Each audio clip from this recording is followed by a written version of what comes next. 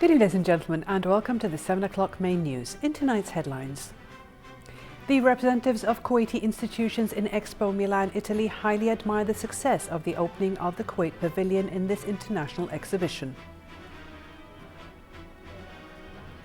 Car bombs targeting an outpost in western Anbar province in Iraq kill at least 12 Iraqi soldiers and paramilitary forces, while attacks in the capital kill at least 14 civilians. Nepal closes its only international airport to big airplanes flying in relief supplies and aid workers because its only runway is deteriorating under the weight of large aircraft. And hundreds of Baltimore residents rally peacefully following the arrest a day earlier of 6 police officers in the death of Freddie Gray. His Highness the Emir Sheikh Sabah Al-Ahmed Al-Jaber Al-Sabah received at Bayan Palace at noon today His Excellency the National Assembly Speaker Marzouk Ali Al-Ghanem.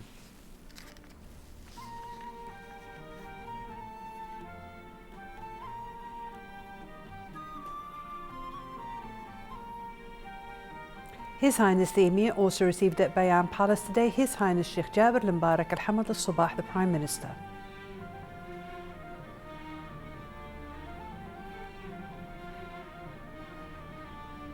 His Highness then received His Excellency the First Deputy Premier and Minister of Foreign Affairs Sheikh Sabah Al-Khalid Al-Hamad Al-Sabah.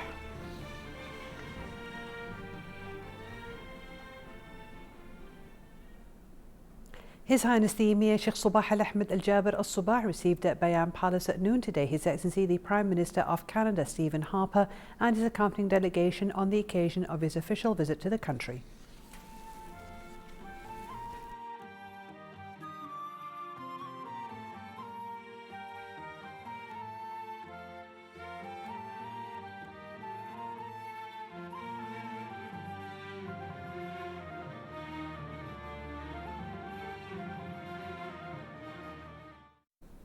His Highness the Emir Sheikh Sabah Al-Ahmed Al-Jaber Al-Sabah received at Bayan Palace at noon today His Excellency the First Deputy Premier and Foreign Minister Sheikh Sabah Al-Khalid Al-Hamad Al-Sabah and the Foreign Minister of the Republic of Sudan Ali Ahmed Karti and his accompanying delegation. The Sudanese Foreign Minister delivered to His Highness the Emir a written message from His Excellency Omar Hassan Al-Bashir, President of the Republic of Sudan, dealing with bilateral relations.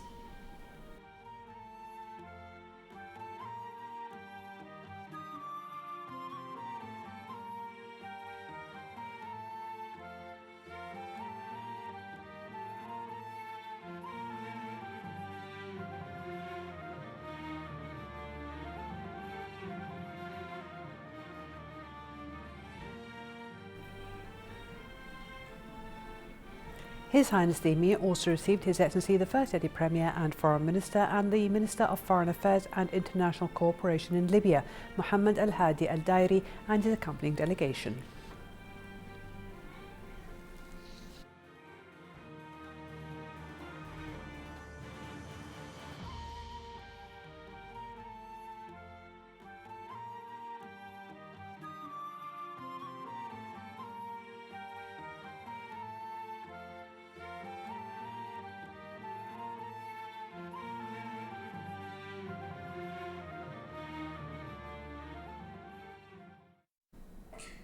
His Highness the Emir Sheikh Sabah Al-Ahmed Al-Jaber Al-Sabah sent a cable of congratulations to His Excellency President Borisław Komorowski of the Republic of Poland on the occasion of his country's National Day.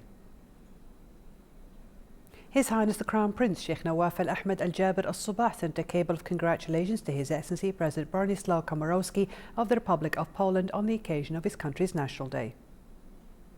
His Highness Sheikh Jaber Al-Mbarak Al-Hamad Al-Sabah, the Prime Minister, also sent a similar cable of congratulations. His Highness Sheikh Jaber Al-Mbarak Al-Hamad Al-Sabah, the Prime Minister, received at Bayan Palace today in the presence of His Excellency the First Deputy Premier and Minister of Foreign Affairs Sheikh Sabah Al-Khalid Al-Hamad Al-Sabah, His Excellency the Minister of Foreign Affairs and International Cooperation in Libya, Mohammed Al-Hadi Al-Dairi, and his accompanying delegation on the occasion of his visit to Kuwait. The meeting was attended by Kuwait's Ambassador to Libya, Mubarak Al-Adwani.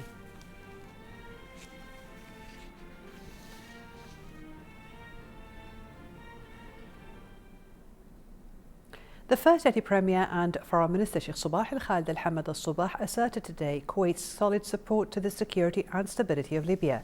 This came during his meeting today with the visiting Foreign Minister of Libya, Mohammed Al-Hadi Al-Dairi. Talks between the two sides also covered the latest developments on the regional and international level arenas. Later, the First Deputy Premier and Minister of Foreign Affairs hosted a luncheon in honour of the visiting Libyan Foreign Minister and his accompanying delegation.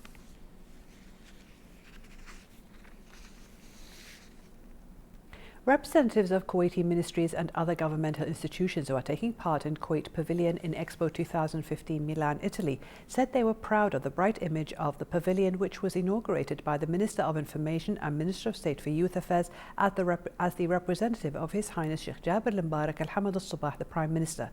The Undersecretary of the Ministry of Information, Tariq Al-Mizrim, said he was happy at the success of opening of Kuwait Pavilion, adding that this admiration was shared by thousands of visitors to whom the message of Kuwait was communicated. Mr. Al-Mizrim, who represented the Ministry of Information in coordinating the participating project in the Expo, said the success was the outcome of collective of the work undertaken by several governmental and private departments who worked together to lift high the name of the State of Kuwait at the international forums and to show its cultural image thanks to the encouragement and sponsorship provided by His Highness the Emir and the hard work of all parties, atop of which was the Ministry of Information.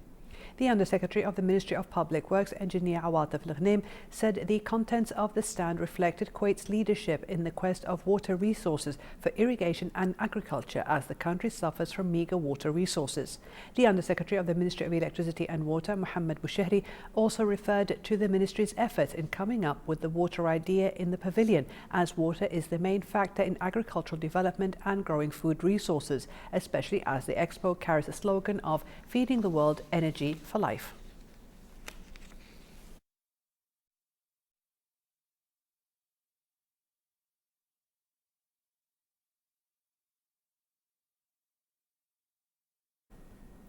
As the new UN envoy for Yemen assumes his role, the US has stressed to him the need for an inclusive political transition process in the country and that all sides have a part to play in its future. UN Special Envoy for Yemen, Ismail Wuld Sheikh Ahmed, met with the Assistant to the President for Homeland Security and Counterterrorism, Lisa Monaco, for what the White House described as consultations as he begins his job. In the statement recently released, Monaco underscored the importance the United States places on rapidly shifting from the military conflict in Yemen to all-party negotiations under UN auspices and offered strong US support for Wuld Sheikh Ahmed's efforts.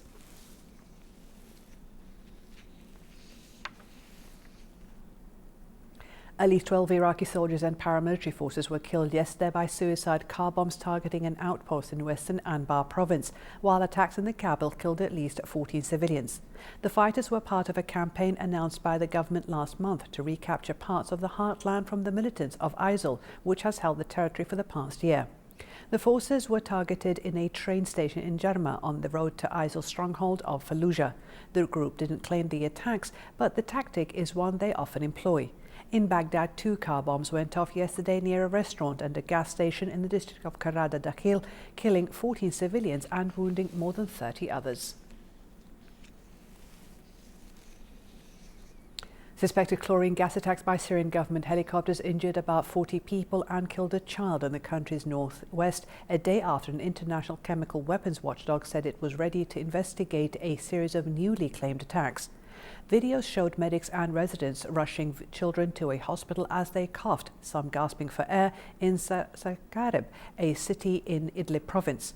While chlorine has many industrial and public uses as a weapon, it can choke victims to death. Most nations banned its use in the war in the Geneva Protocol of 1925.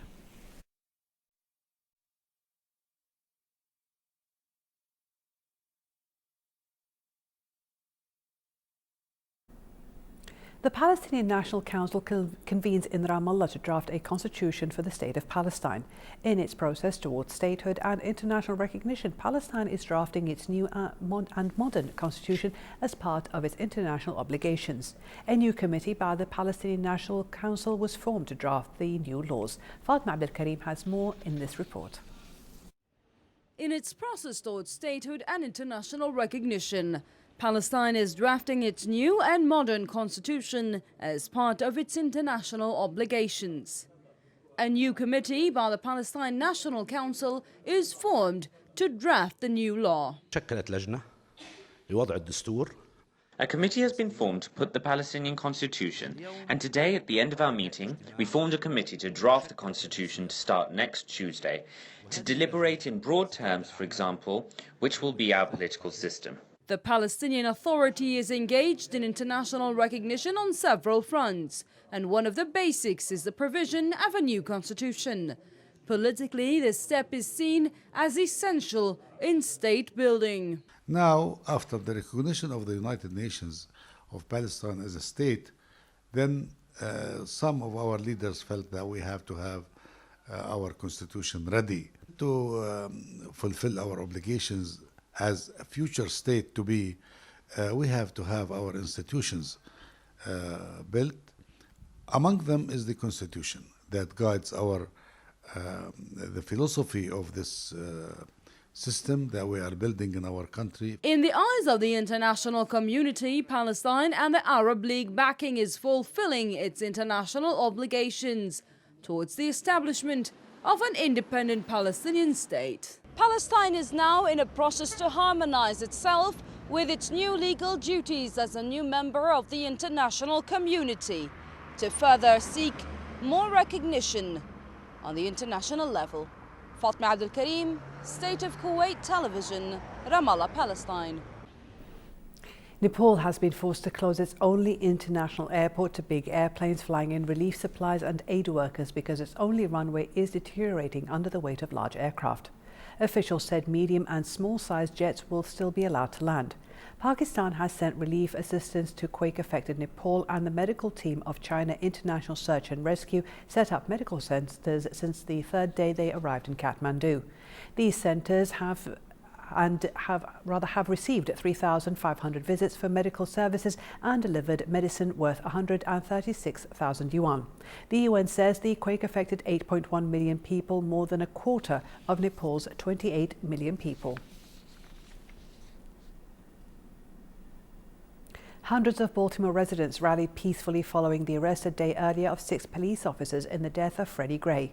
A smaller number remained in the streets when the city curfew went into effect, and some protesters were arrested a brief time later. Community members had urged the curfew, which had begun on Tuesday night, to be ended. Brandon Scott, a Baltimore City Council member, predicted people would defy the curfew as they have in past nights. Police detained 53 people late Friday, including 15 who violated the curfew. Scott said he opposed the curfew extension partly because of its economic impact.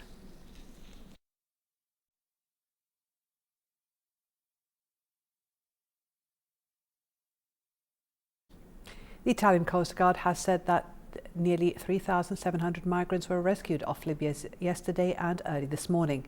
They were picked up from wooden and inflatable boats in 17 separate operations by Italian and French ships. The migrants are now being taken to Italy. The Coast Guard said that rescue operations are still continuing. At least 1,750 people have died this year trying to cross the Mediterranean, a 20-fold increase on the same period in 2014 when 96 people died. Many more migrants are expected to make the crossing in the coming weeks as smugglers take advantage of calmer weather.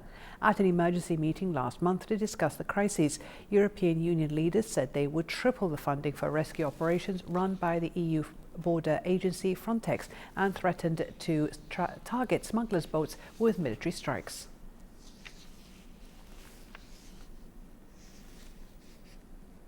Kuwait Textile Arts Association, or the KTAA, inaugurated its 16th annual Textile Arts Exhibition under the patronage of Al Sadu Weaving Cooperative Society. The KTAA is a multicultural non-profit organisation that aims at promoting the knowledge and skills of textile-related arts in Kuwait and the Gulf region. Hiba Abdurrahman was there and has more details.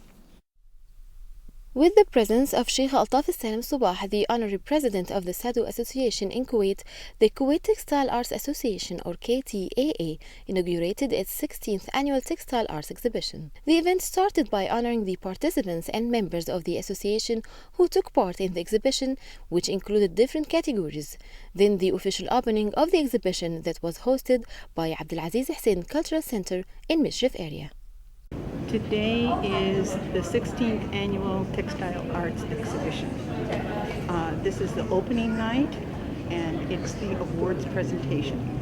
These are awards for 3 separate categories of entrance.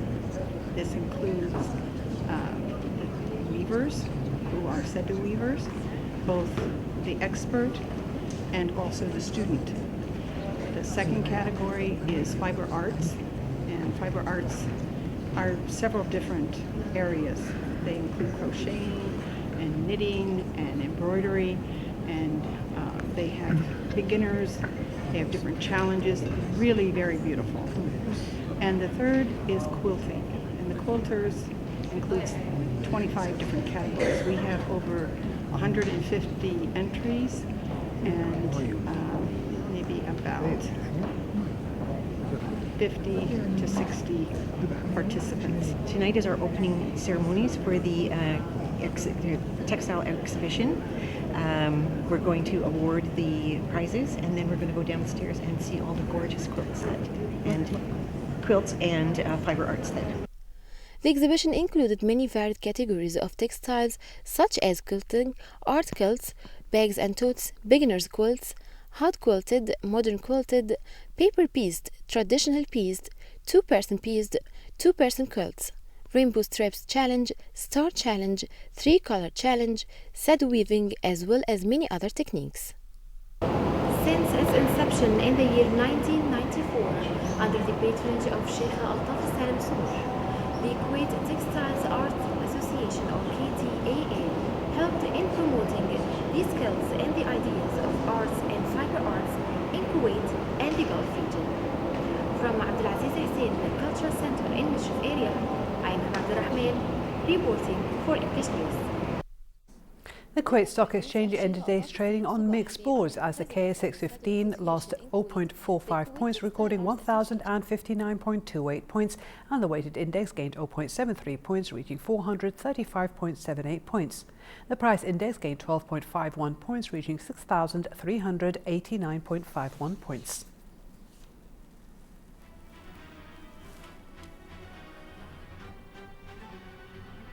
For a chance to see our reports again, please visit our YouTube channel at MOI Kuwait News. And recap tonight's news, here are the headlines once again. Representatives of Kuwaiti institutions in Expo Milan, Italy highly admired the success of the opening of the Kuwait Pavilion in this international exhibition.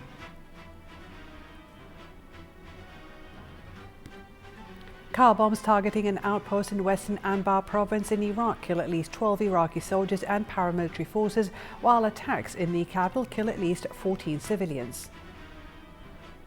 Nepal closes its only international airport to big airplanes flying in relief supplies and aid workers because its only runway is deteriorating under the weight of large aircraft.